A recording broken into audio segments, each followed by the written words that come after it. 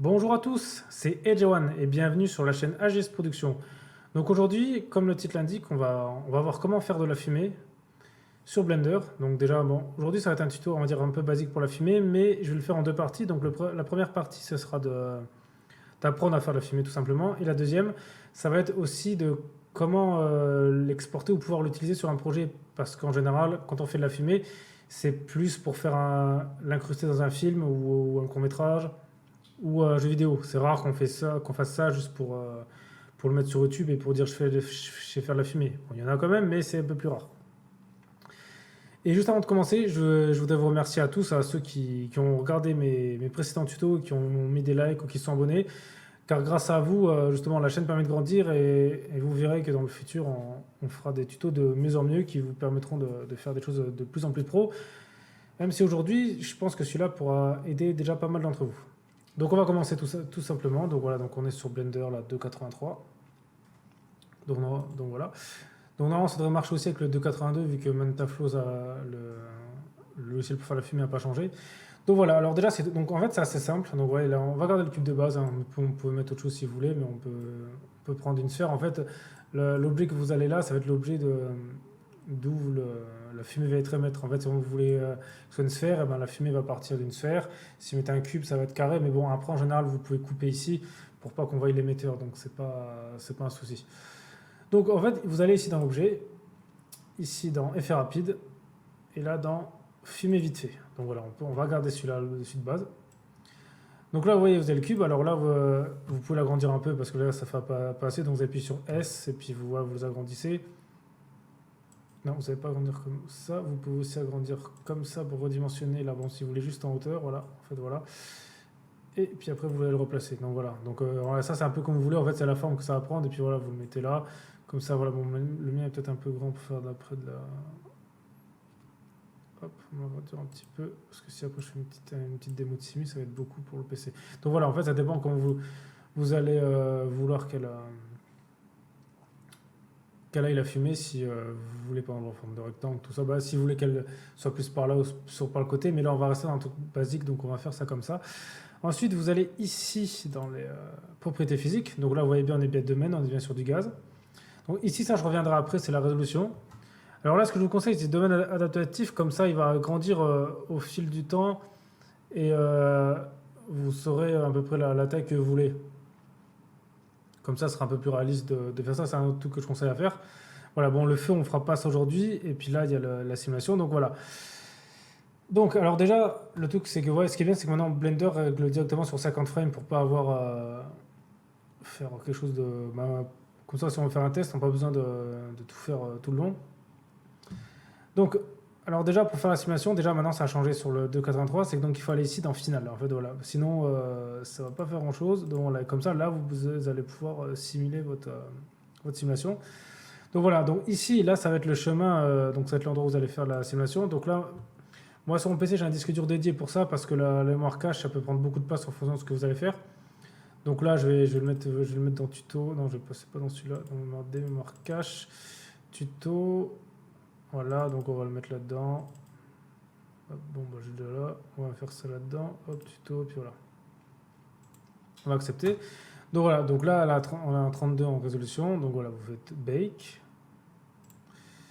Voilà, ça assume jusqu'à 50. Donc voilà, et puis après, voilà, vous voyez, ouais, la fumée elle marche. Bon bah là, moi, mon domaine il est pas assez large, donc je vais l'agrandir un petit peu. On va recommencer parce que sinon c'est vrai que ça donne rien. Hop, on met freehold pour recommencer. Hop, refait bake et voilà. Voilà, vous voyez en fonction en fait, en fonction de la taille du domaine, la fumée va prendre plus ou moins la taille. Donc c'est pour ça que des fois faire un grand domaine c'est bien parce que si vous faites un petit domaine ça va direct être compressé. Donc on va l'agrandir un peu. Je vais vous montrer. Vous faites ça. Vous le remontez.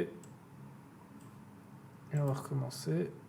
Bon, vous avez un peu compris le principe, je pense. Voilà, donc ça c'est assez simple. Voilà. Vous voyez là, si vous faites ça, c'est plus large. Vous voyez déjà la fumée a déjà une meilleure tête. Voilà. Voici là, on peut aller un peu plus loin histoire de vous montrer peut-être un peu plus. Là, on peut mettre 150. Hop, voilà. Bake, voilà, comme ça. Comme ça, voilà, vous allez, vu que mon PC est assez rapide, ça va, je peux me permettre. Et puis la résolution n'est pas élevée. Donc voilà, vous faites ça, puis voilà. Donc là, on a 150 et vous voyez que la fumée monte, voilà. Et après, vous allez en passer en mode rendu. Donc là, c'est mieux de passer sur Cycles. Parce que la fumée est mieux. Donc voilà, donc maintenant, ce qu'on va faire, c'est qu'on va mettre un soleil. Donc voilà, le soleil pour un peu mieux voir. Donc vous allez ici dans lumière, vous mettez soleil. Et bon, en général, moi, j'ai mis sur 8, ça suffit. Hop. Voilà, donc comme ça, vous voyez un peu que... Voilà, vous reculez, vous mettez ça. Donc voilà, donc là, on a la film. Bon, elle n'est pas de super belle qualité parce que a dit les résultats de subdivision que sur 32. Donc vous voyez, en fait, ici, voilà, je vais revenir là. Voilà, donc ici, vous voyez, donc ici, la division, donc le résultat de division, la résolution de division, donc c'est ça en fait qui va faire la résolution de votre fumée. Bon, ça, je vais l'enlever. Donc en fait, là, c'est plus vous allez augmenter ça, plus vous allez avoir une fumée de meilleure qualité. Mais en fait, ça va aussi dépendre de la taille de votre fumée. Si vous voulez vraiment en fait, il faut l'augmenter vraiment beaucoup quand la fumée est assez épaisse et assez grande, comme vous voyez là le domaine. Plus elle sera grande, plus il faut augmenter la résolution si vous ne voulez pas un truc qui est pas, si vous voulez vraiment un truc pro. Alors, le conseil que je vous donne, moi, c'est ce que je mets en fait quand je fais de la fumée. Si vous voulez mettre un truc propre, c'est mettre une résolution entre 500 et 800 minimum. Donc je vous montrerai après le résultat ce que ça donne sur 800 parce que là le résultat est vraiment propre. Si vous voulez, c'est sur 350, ça va pas être. Il y en a qui mettent ça, qui font ça, mais je trouve que c'est pas assez élevé. Si vous voulez vraiment quelque chose de qualité. Après, ça peut monter beaucoup plus, mais vous voyez, parce que si on fait ça, c'est pas comme les autres. Vous voyez, on peut aller jusqu'à 2000, mais bon, après là, voilà, je sais pas c'est quoi le nombre max. Mais là, c'est vraiment si vous faites un truc géant et vu le temps que vous allez prendre, parce que déjà, par exemple, quand vous mettez sur 800. Bon, en fait, moi j'ai mis 15 heures à faire la simulation. Le rendu est encore plus long. Donc voilà, donc déjà si vous y allez, vous pouvez perdre une journée, mettez 1000 par exemple. Donc comme ça, donc voilà, donc c'est à vous de voir. Je vais vous montrer maintenant ce que ça donne à résultat 800 parce que je continue le tuto sur mon autre fichier parce que là c'est le temps que ça va mettre et puis au moins comme ça vous voyez ce que ça donne. Donc on va fermer celui-là, je ne peux pas enregistrer et je vais ouvrir l'autre.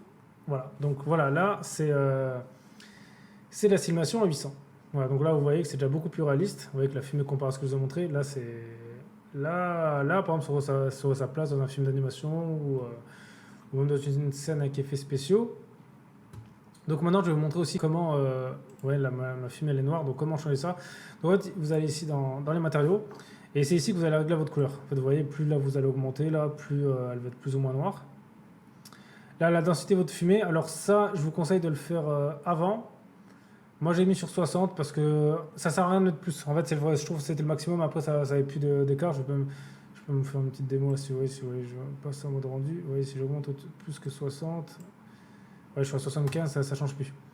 Ça change vraiment quand jusque 60, c'est le max. Voilà, donc laissez à 60. Comme ça, vous avez une fumée bien épaisse. Un peu comme... Après, ça dépend ce que vous voulez. Donc voilà, donc là, on va repasser en mode rendu. Donc là, ça bug un peu parce que le fichier est très lourd quand même. Donc voilà, donc là, c'est la résolution 800 et vous voyez que avec ça, on peut faire quelque chose de très bien. Donc c'est pour ça que je vous conseille de mettre une résolution dans le genre là et comme ça, vous verrez, vous aurez vraiment une fumée qui sera propre.